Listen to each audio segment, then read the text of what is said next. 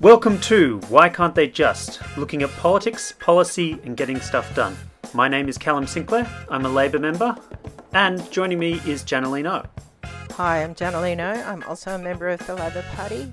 And before I start, I'd like to acknowledge that Callum and I are both recording this on the lands of First Nations people in Australia, and I'd like to pay our respects to their elders past and present, and also extend those respects to First Nations peoples listening to this podcast.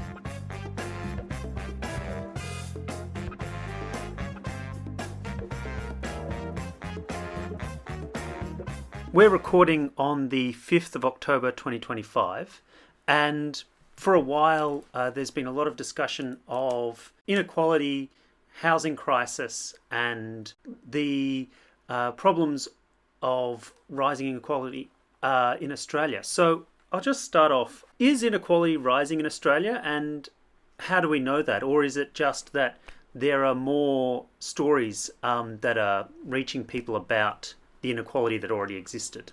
I don't have any kind of objective research to say that inequality is rising in Australia. I haven't seen an estimate of the Gini coefficient for Australia for quite some time. So the Gini coefficient is a measure of inequality. 0 is perfectly equal, which means every single person in a particular group has exactly the same resources, and 1 is perfectly unequal, where one person has all the resources and everybody else has nothing. Australia's Gini coefficient through the 1980s and 1990s was around 0.35 to 0.37, so moderately unequal but not outrageous. And I don't know what the number is now. I think the top 5% has been earning an increasing share, so income and wealth are slightly different, but the top 1% of Australia's wealthiest people have more wealth than the bottom half. But again, I would probably need to be fact checked on that, but I think again that is a number that has been rising. So I guess those two measures would indicate that inequality is rising in Australia. And I think people are feeling like inequality is rising because you hear about sort of massive CEO payouts, multi-million dollar bonuses for people at companies that haven't even particularly been doing well, while a lot of people are really struggling. I guess that's a very long-winded way of saying I don't actually know. But there's definitely a sense that inequality is rising. And if inequality is rising, how do we know that this is cause of a lot of people's sort of distress in terms of housing and the housing crisis? Is the crisis in housing one of there not being enough homes or not being enough excess homes for the number of people? Or are we in an affordability crisis? Is it just that a few people own many more homes? They get to dictate the price a bit more, and so the price has gone up while the homes remain vacant. Yeah, that's an interesting question. I think it's probably a bit of both. I think there is a supply shortage just because we haven't been building houses at the rate that our population growth would suggest we need to, and also because the number of people per household in Australia has fallen in the last few years. There are all sorts of sort of factoids out there which would suggest that we don't have a supply problem, we have a kind of allocation or affordability problem, such as in the census, I think something like 1 million homes were listed as not being occupied. I think that is actually a bit misleading because that is a snapshot on one night. And there would have been people who weren't at home because they were visiting someone or because they were on holidays. There would have been holiday homes that weren't being occupied at that moment. There would have been homes that weren't occupied because they were being renovated or because they were between tenants or they'd just recently been sold. So I think it is misleading to take that one census figure and extrapolate from that, oh, but there's 1 million vacant homes, so therefore there shouldn't be a supply problem. That said, I think there is also an affordability and an allocation problem. I think it is also true that houses are becoming more unaffordable, partly because it's quite costly to sell your home and buy another home. And the reason for that is because I think all state governments still charge a thing called stamp duty, which is a pretty significant tax on the transaction of buying and selling a house. The ACT is phasing this out, and they're replacing it with a broad-based land tax, which economists generally think is more efficient because it makes it less costly to move houses and more costly to own more expensive properties, which seems also fairer. In a lot of places, people are staying in 4 or 5 bedroom homes long after their families have moved out, and many of them would like to move into a smaller place, but there's stamp duty. There's the issue that in a lot of established suburbs where these people are living, there aren't a lot of downsize options. In a lot of established suburbs, there aren't smaller townhouses or apartments that, for example, an older couple whose family have left can move into and perhaps still have a spare bedroom for the grandchildren. This is one thing that I think a number of governments around Australia are trying to address, and there have been changes to planning laws in New South Wales, Victoria, I think South Australia and the ACT to make it easier to build slightly higher density properties in established areas, and that might help to address that problem a little bit so that people can actually move from their giant family home and make way for another family to move in and then downsize, but still stay in their neighbourhood where their friends are, where their shops are, where their hairdresser is,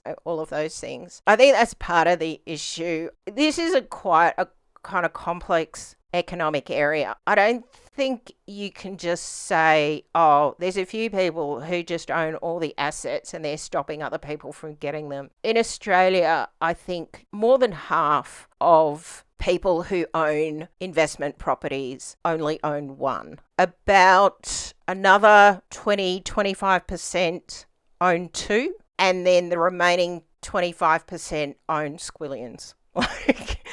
Own multiple, really a lot. Some of those are companies. Some of those are like developers who just own lots of properties that they rent. Some of them are individuals who just have very, very large property portfolios.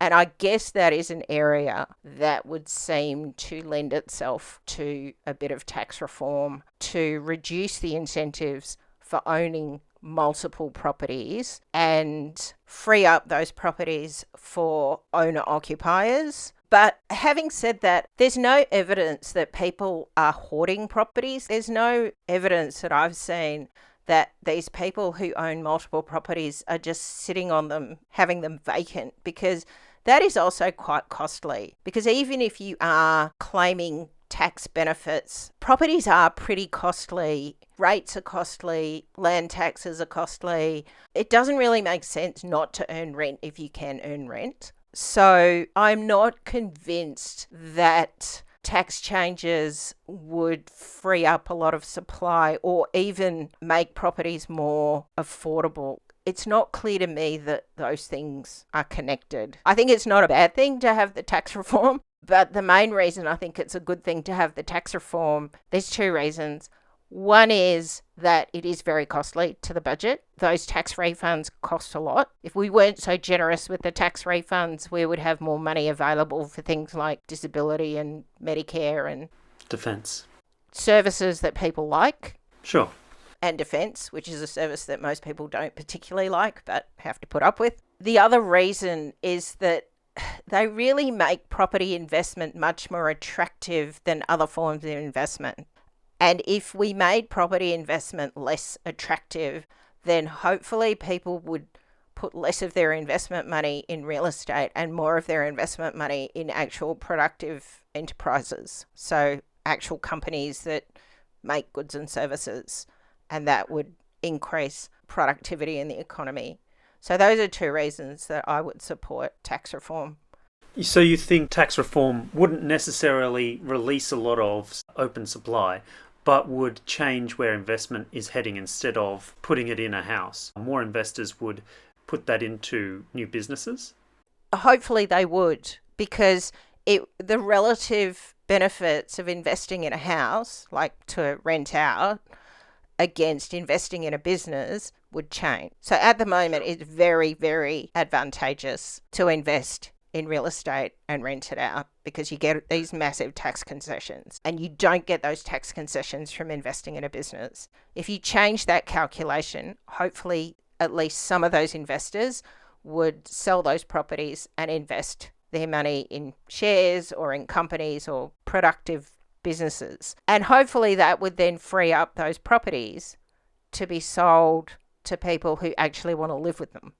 Is land tax just used to pay for the services of a council, or are they also used to pay for the costs of running services? Are they also used to pay for things like healthcare or other services in a state, or are they just for bin collection? Right, so there's two different types of land tax. One is council rates, which are collected by local councils for things like bin collection. I mean, I don't want to be unfair to local councils. They actually manage a lot of stuff. They manage parking, they manage planning, they manage, shopping centres. They manage a lot of stuff. It's not just bin collection. And having said that, bin collection is really important. And anywhere where there has been a bin strike for more than 2 weeks will tell you that bin collection is actually a really important service.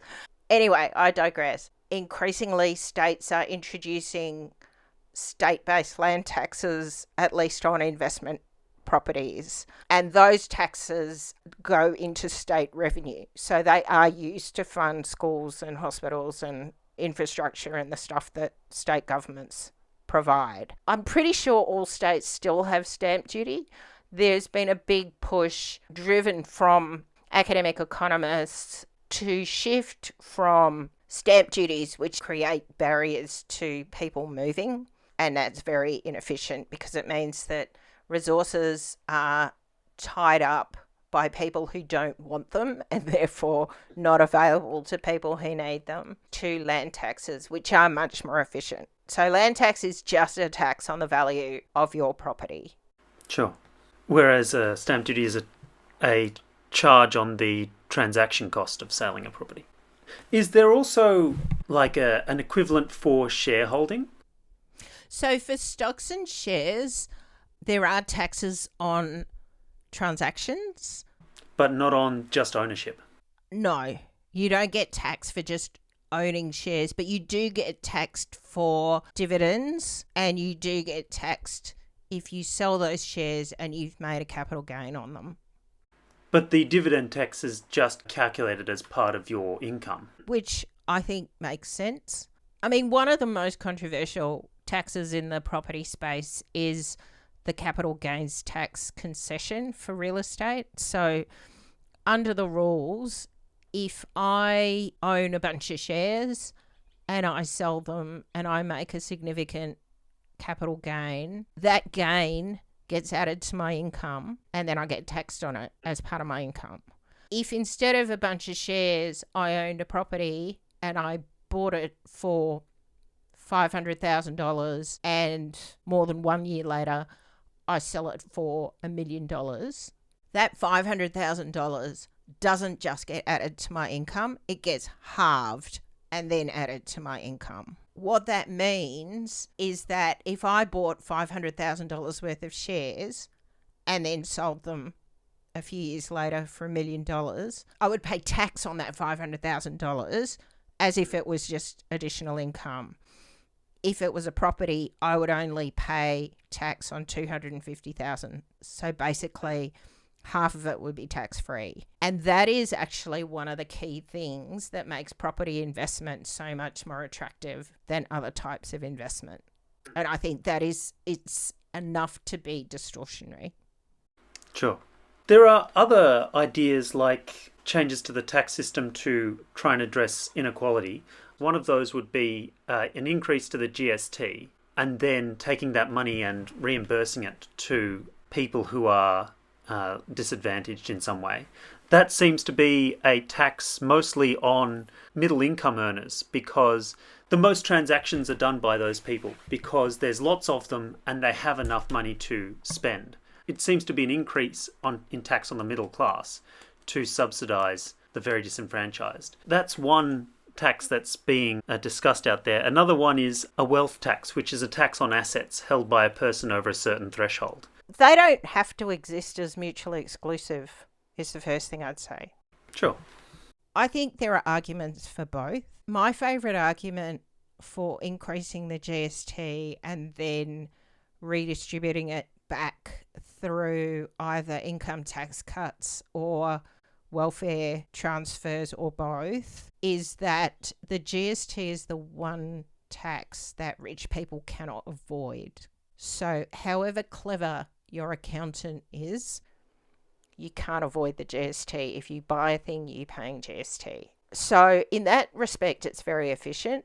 Various bits of research have shown that consumption taxes are very efficient in the sense that they don't significantly change behaviour. One of the issues with designing a tax system is that if you have high taxes on a thing and not on another thing, you can actually distort people's behaviour. And this was the issue with tax concessions on property, that the way in which they're structured means that people invest more in property and less in other stuff because of the taxes. So they're very, very inefficient. I don't think a consumption tax, if it's a broad-based consumption tax, I don't think it's going to stop people from using goods and services, particularly if poorer people get compensated. So there are two ways in which an increased consumption tax can be designed to compensate poorer people. One is a direct transfer. So you collect more GST, but you increase your welfare payments by as much or probably slightly more to compensate for that. And you probably also introduce a low and middle income tax offset, again, to compensate lower and middle income earners for those rising prices.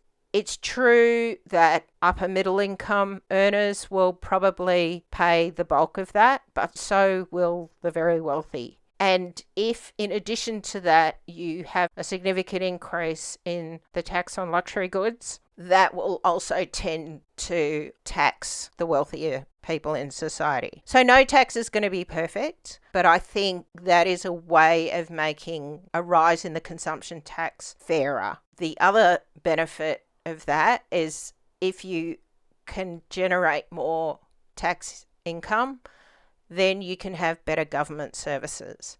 And the people who benefit the most from good government services are obviously poorer people.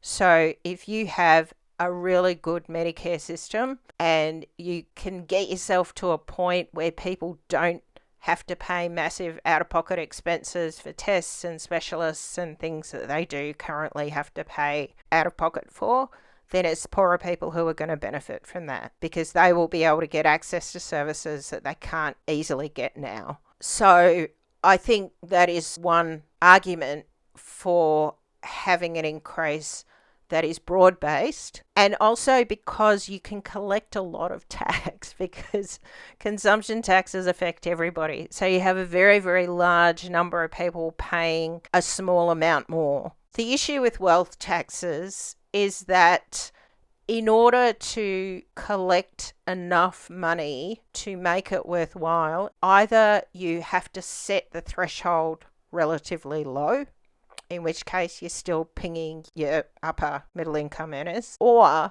you have to make the tax really quite high and quite punitive. And if you do that, then sadly, those wealthy people have options. And it is not that hard for them to move their assets overseas or to organise their affairs so that they don't pay that much tax. I mean, France cancelled its wealth tax not that long ago, partly because it just wasn't collecting enough. Sure, but doesn't that mean that it drives down asset prices in your country? Isn't that the good thing?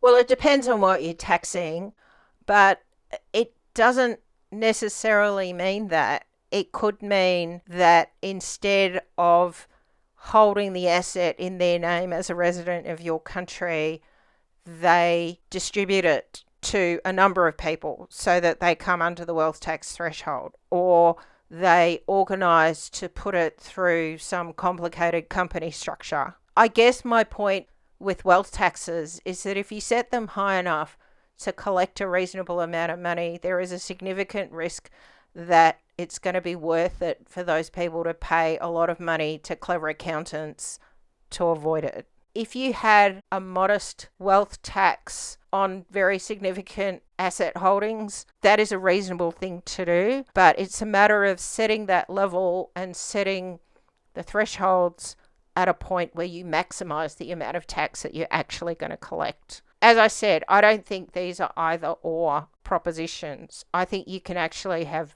both. And I think one of the most efficient forms of tax, which is actually one of the best ways of tackling inequality through the taxation system, is to have an inheritance tax. You know, The Economist newspaper recently ran an issue about inherited wealth, and what they found was that the best determinant of whether you are wealthy at the moment is whether your parents were wealthy. And that is actually quite different to even 2 generations ago. This is really problematic because it means that basically we're moving away from a system of equality of opportunity to a system of inherited opportunity. It strikes at the heart of meritocracy. It does absolutely strike at the heart of meritocracy. It's anti-meritocratic because it basically says if you were born into a rich family, you're going to be rich. If you weren't, your chances of becoming rich are much less now than they were 2 generations ago. I think if we assume that intelligence and ability and talent and innovative capacity through the economy is not concentrated in the wealthiest, it's also very unproductive because it means that a lot of people are not reaching their potential and a lot of very mediocre people are potentially in control of a lot of assets and decision making. So I'm a huge fan of an inheritance tax. Australia had inheritance taxes at a state level until the 1980s when Queensland decided to abolish theirs. And what happened then was there was a massive migration of older people to Queensland where they didn't have to pay inheritance tax. And the other states responded by doing effectively a race to the bottom. Yeah. I think there is a really good case for a federal inheritance tax. Having said that, we saw the ads on death taxes against Labor in 2019 when Labor wasn't even proposing anything of the sort. The problem with inheritance taxes is that they are weirdly unpopular. And I say weirdly because mostly in most countries, inheritance taxes don't kick in until you are already very, very wealthy. Sure. I think in Britain it's something like, £40 million. But in Britain, I thought that the inheritance tax system was basically dead. Now, no longer does anyone inherit anything. That mostly there are just trust funds and trusts that people become controllers of, and that's not apparently inheritance. This is where I come to my point about how the wealthy can organise themselves to avoid taxes they don't want to pay. Yeah, I think you're probably right. But I guess my point is that even though those taxes are set at a really high level, people like normal people who will never in their wildest dreams ever pay those taxes still don't like them. And I don't quite understand why. And it's not just an aspiration thing, right? It's not just because you sort of think, oh, maybe I will, I don't know, win the lottery, get some amazing job, find some terrific invention, I don't know, become Taylor Swift. It's also in places like Britain where the inheritance tax was effectively paid by the landed aristocracy. So a class of people that you just couldn't enter. They were still really unpopular. I don't understand that, but I think the government that can crack that political problem has a very good opportunity to deal with both revenue and inequality. Why not just tax assets? Why not say, this is an asset, someone has to cough up a percentage of its value, and if it can't be accounted for, then it can be sold off and owned by someone else. I don't have a problem with asset taxes. I think there are various ways in which you can tax assets. Making trust fund beneficiaries public is a good idea. Changing the tax arrangements for trust funds is a really good idea. I do not understand why people can set up trust funds and basically not get taxed on them. I think that would be a very good way of dealing with sort of hidden assets. I think taxing real estate is a really good idea. I think broad-based land taxes based on the value of a property are a very good idea because basically you pay tax when your property is worth more. People will argue that, you know, if you're a pensioner who's living in a family home whose value has gone up just because the property market has, not because you're rich, you won't be able to pay that tax. I think there are ways of dealing with that. And in any case, I think it's going to take a lot for any government to start putting land taxes on family homes. Most taxation schemes for land tax exclude your principal place of residence. If you do that, you don't have that issue. But if you do that and you also get rid of stamp duty, you make it easier for someone to sell their principal place of residence and move into another one. And the beauty of limiting things to a principal place of residence is that you can only have one. So there is a real limit to how much you can game a system like that. I think taxes, land taxes and property taxes on real estate are generally a pretty good idea. I think when you're talking about shares, because they are so liquid, I think it makes sense to tax transactions and to tax income rather than necessarily the asset itself, just because of the nature of the asset. I think taxing assets is actually a smart thing to do. The way in which wealth taxes are talked about and structured, it's not specifically taxing an asset, it's taxing your entire portfolio of assets. So it's saying if you have assets worth, I don't know, $100 million a year, then you have to pay $2 million a year in tax on that entire portfolio. And I think that is where you start getting people gaming the system. If the way in which you tax stuff is to say, well, on the $10 million holiday home that is not your principal place of residence, you have to pay 2% a year, then that's harder to game.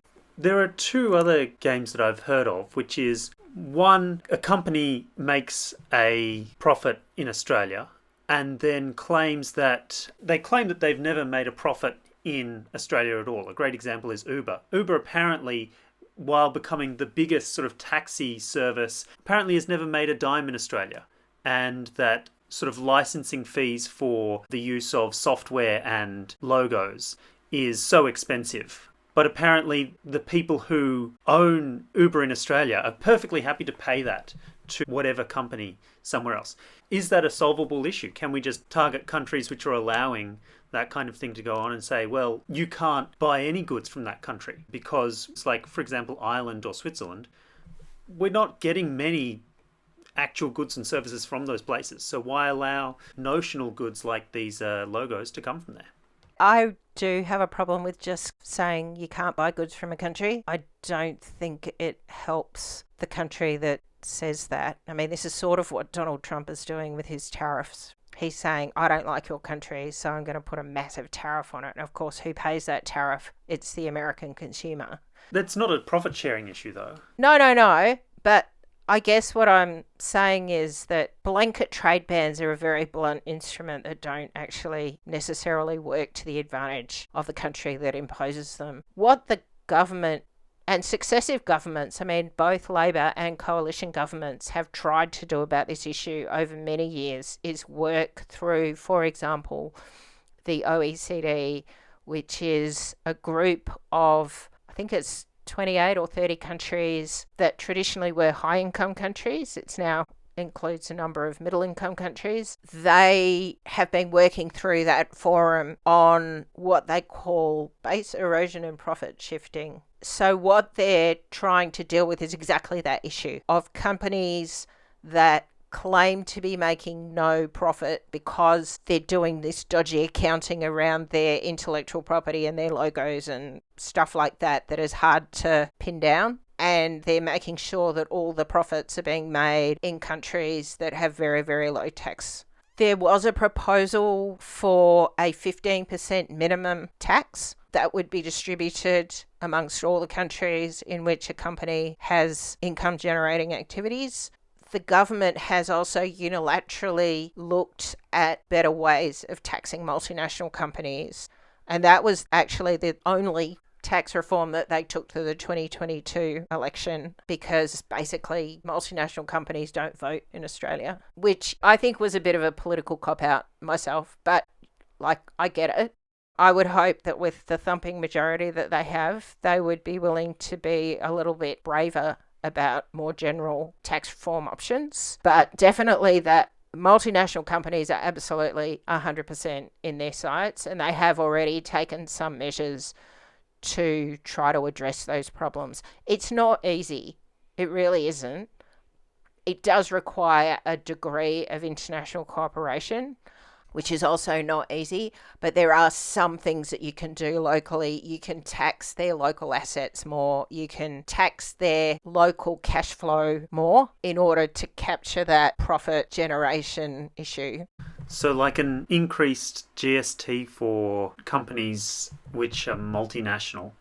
Well, I mean, an increase in GST would obviously capture Uber, because as well as rich people not being able to avoid consumption taxes, also multinational companies cannot avoid them.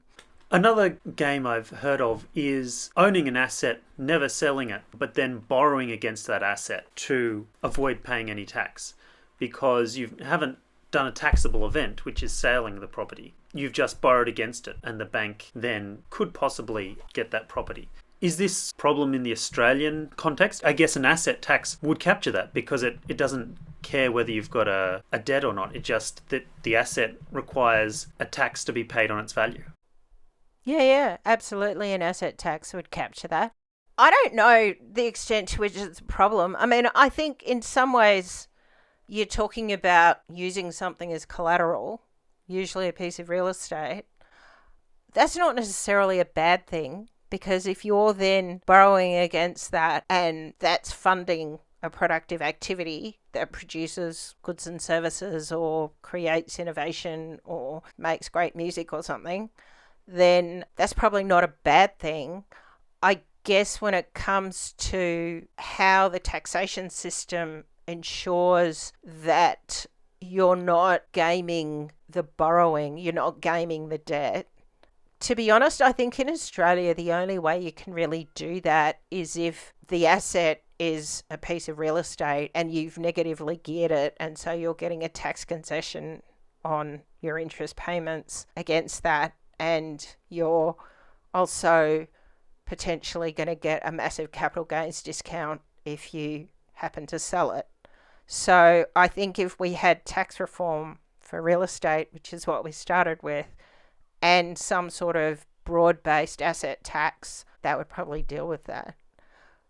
So I'll try and frame it in terms of the title of our podcast here. So why can't the Labor Party just change the tax system to reduce inequality and to give them money to provide services like social and affordable housing?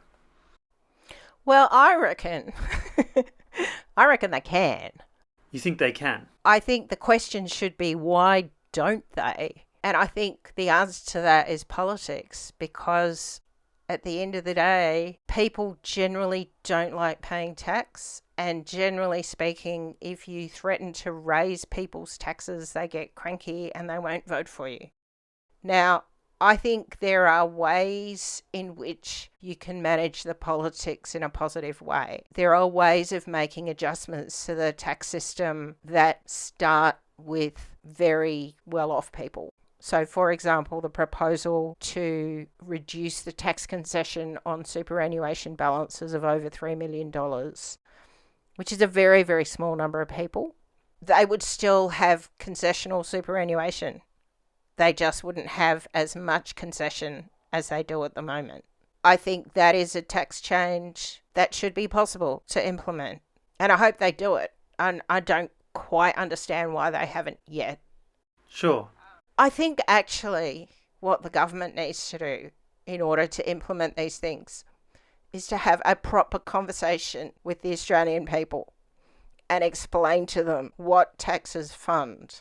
You know, one of the things the ACT government does on your rates notice is they have a whole page of what your rates are funding. And it's like, I don't know, 50% goes to health and 30% goes to education. And I can't remember the numbers, but there's this kind of wheel of where your money is going and how much is going to each thing.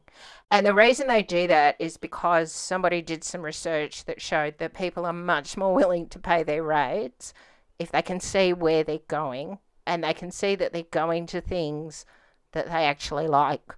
I think the federal government needs to have more of that conversation with people. And the other thing that I think they need to have a conversation about is what happens when you don't collect enough tax. So either people get fewer services or you run up massive debt, you run the risk of inflation, and then you have a crisis and you can't deal with that crisis. I've lived in countries where governments do not collect enough tax. And what it means is that poor people get no services at all, and the middle classes and the wealthy have to pay for their own services. So they all have private healthcare and they all send their kids to private schools. And okay, you can say, well, I'm earning a decent income. Instead of paying tax, I'm paying for these things. Where it gets really expensive, though, is when you actually start paying for private security. My sister lived in South Africa for 3.5 years, and their company had to pay for private security. They lived in a kind of locked gate compound. They got carjacked once in their driveway. That is all very, very costly. You know, just the money cost is very high, let alone the stress of not knowing when you're going to get carjacked. In Papua New Guinea, there were private companies that were paying for their own roads. So when you start having to pay for your own road, that is astronomically costly. I think when people say, oh, I'm paying too much tax, I think the government needs to open a conversation with people about, firstly, what their taxes are paying for. And secondly, if you're not paying this amount of tax, then potentially you're going to have to pay for these services yourself. And procuring services like this privately is much, much, much more expensive than paying tax to a government that can do it for you. And poorer people, people who don't have good jobs and good incomes, just get no services at all. And that is actually a terrible thing. And it fuels unhappiness in society. It fuels insecurity. It fuels crime. It creates all sorts of social problems that also affect rich people. I think if the alternative is to pay more of your income in tax, but to have these good services, to have social stability and security, I think that is a trade-off that a lot of people will be willing to cop. Sure. Has the Australian government been taxing appropriately for the past 20, 30 years? I think a lot of people argue that Australian state and federal governments have sold a lot of assets, have put themselves in a lot of debt, and that is an indication that they haven't been taxing appropriately. I think the problem with those asset sales is that the governments that privatised those assets did not also increase competition in those sectors. So what they did was basically shifted from a not very efficient public monopoly into a not very efficient private monopoly, and then any rents that accrued, instead of going to the public, went to private companies. And I think that is problematic. I think the lessons of New South Wales, which sold poles and wires and sold a lot of the electricity sector, and Queensland, which did not, has shown that it was actually quite smart to hang on to them, that they are natural monopolies, and that it is very hard to introduce competition into those sectors, and that, in fact, it would have been smarter, probably, if New South Wales government hadn't sold them. Having said that, it was the sale of the poles and wires that actually funded the Sydney Metro. So the people of Sydney have arguably got an asset that they like a lot in exchange for a lot of issues in the electricity transmission sector. So it's probably not a very straightforward argument. I mean, I'm a member of the Labor Party. Generally speaking, I am not ideologically opposed to government-owned assets where you're talking about infrastructure and essential services and monopolies. But, I think it is a complex argument. And I would also say that even aside from asset sales, I don't think we've been collecting enough tax in this country for quite a long time. The narrative in a lot of the media has been, Australia doesn't have a revenue problem, it has an expenditure problem, and the government needs to spend less. Now, I think that governments can always find ways of ensuring that taxes are spent efficiently. Having said that, I don't think blanket efficiency dividends are sensible or work, because actually what it means is that in the first couple of years, it probably does force departments to find efficiencies, and then after that, they just start producing less and delivering less services. And I don't think that's a good thing. So while I'm a fan of constant vigilance to make sure governments are spending efficiently, I also think we do have a revenue problem because people like the services that they get. People value Medicare, they value the National Disability Insurance Scheme, they value public education, they value public infrastructure. And if we are going to keep delivering those services, we have to fund them. And I think in a country like Australia, we should be able to fund public services that are delivered more equitably. And coming back to the original questions about inequality, I think having excellent public services is actually one of the best ways of reducing at least the effects of inequality, even if numerical inequality persists. Because as long as people have those basic services and are able to live decent, comfortable lives, then maybe it doesn't matter that a few people are stupidly rich. Wrapping up, the music is called Insurrection, written by Pierre Chrétien, performed by the Souljazz Orchestra, courtesy of Do Right Music Inc. My name is Callum Sinclair. My name is Janaline, and this is Why Can't They Just?